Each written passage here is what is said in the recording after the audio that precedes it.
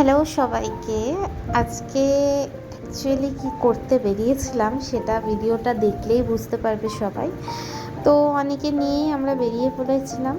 ফার্স্টে আমরা গেছিলাম বালিগঞ্জে একটা নতুন জুতোর দোকান খুলেছে। ওরা বলে এটা সব ব্র্যান্ডেড জিনিস 50% 80% অফে দিচ্ছে। তো তার জন্যই সেখানে গেছিলাম। অ্যাকচুয়ালি এটা হচ্ছে অনেক জন্মদিনের গিফট কিনতে, ওর অনেক দিনের শখ একটা ভালো জুতো ওকে গিফট করা হবে, সো সেটাই কিনতে গেছিলাম।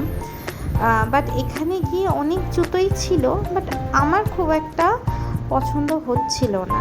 দেখো আমি তোমাদের সবাইকে দেখাচ্ছিলাম, এটাও আমি তোমাদের দেখালাম, বাট দামটা না আমার অনেকটাই বেশি লাগছে। অন্যান্য জায়গায়ও তো আমি কিনেছি, অফারে দেয় সব ব্র্যান্ডেড জিনিসগুলো, বাট এখানে একটু দামটা বেশি লাগছে বলে না কিনেই বেরিয়ে পড়েছিলাম। বেরিয়েই একটা বিরিয়ানির দোকান দেখলাম বলে ভিডিও করে নিলাম। তারপর চলে গেছিলাম ভবানীপুর। তো এই বলরাম মল্লিকের ফটোটা তোলার একটাই কারণ ছিল, এটা না অনেকটা বড় ছিল বলরাম মল্লিকের মিষ্টির দোকানটা। তো ভবানীপুরের ওখানে গিয়ে দেখো আমরা শ্যাবি ফুটওয়্যারে গেছিলাম। শ্যাবি ফুটওয়্যারের নাম অনেকেই শুনেছো আশা করি। তো আগের জুতোর দোকানটা পছন্দ হয়নি বলে ওখানে গেলাম। গিয়ে পাশে দেখে একটা মিষ্টির দোকান, অনিহিতও বলছে একটু মিষ্টি খাবো, ও অমৃতি খেতে খুব ভালোবাসে, বাট সেটা সব সময় নয়, বাট মানে বেশ গরম গরম হলে বেশ ওর ভালো লাগে খেতে।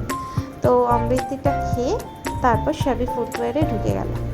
তো ওখানে ঢুকে অনেক জুতোই আমাদের পছন্দ হয়েছিল, বাট ওরা সবটাই বলছিল ফার্স্ট কপি, অরিজিনাল কোনোটাই নেই।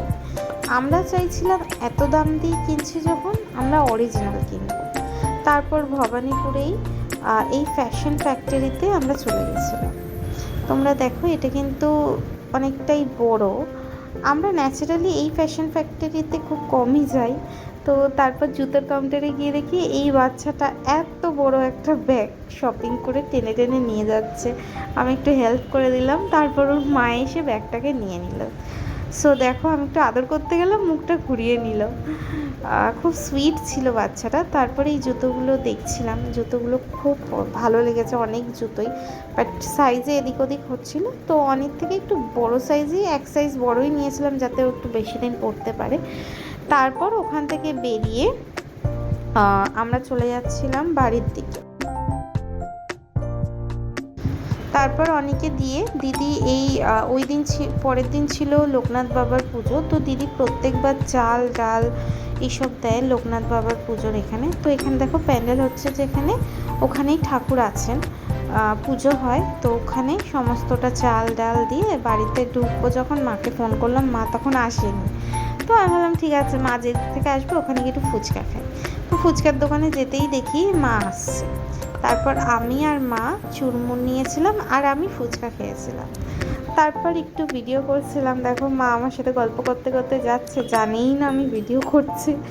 তারপর খাচ্ছিল, দেখে রেগে গেছে যে আমি কেন ভিডিও করছি, কেন কি রেগে গেছে, বলছে তুই কেন নিচ্ছিস, সেরকমভাবে আমি খাচ্ছি, তুই ভিডিও করছিস কেন, রেগে গেছে। দেখো এক্সপ্রেশন দেখেই তোমরা বুঝতে পারবে। তারপর ওখান থেকে একটা পাউরুটি নিয়ে নিয়েছিলাম পরের দিনের ব্রেকফাস্টের জন্য। তো আমাদের বাড়ির সামনেই না এই একটা কালী ঠাকুরের মন্দির আছে, খুব ফাঁকা থাকে মন্দিরটা, বাট আমার খুব ভালো লাগে। এখানে এক দুবার শুটিংও হয়েছে।